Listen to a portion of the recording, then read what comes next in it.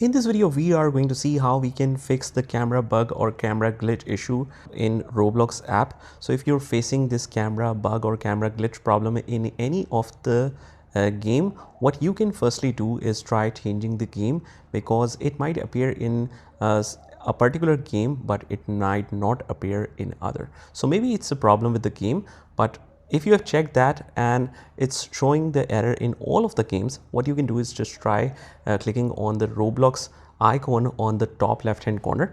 Once you do that, you click on the settings, and from here in the settings we scroll all the way down to the bottom where you see this view and controls section. So here it is, and in the third option it says movement mode.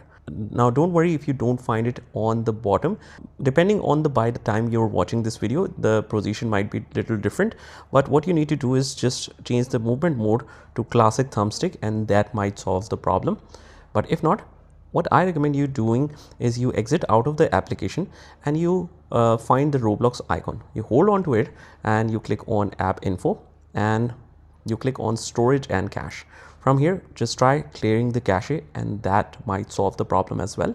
But otherwise, it might be a temporary glitch, and when you update the application, it might solve automatically.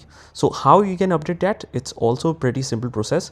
What you do is just head over to the Play Store and you search for Roblox application. If any update is recently introduced, you will automatically get this option of update. But if it's not appearing and you know that you are using the earlier version, what you can do is just uninstall this first and try reinstalling that. Don't worry, as soon as you install that, you even don't need to mention your credentials again. It will log in directly and you will get the latest version here. So any kind of bug that you're facing in the application will be fixed this way. Let's just wait for it to complete.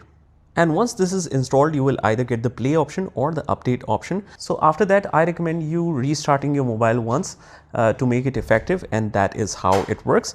I hope you found this video helpful, and if you did, hit the like button and subscribe to our channel, and I will see you in the next one.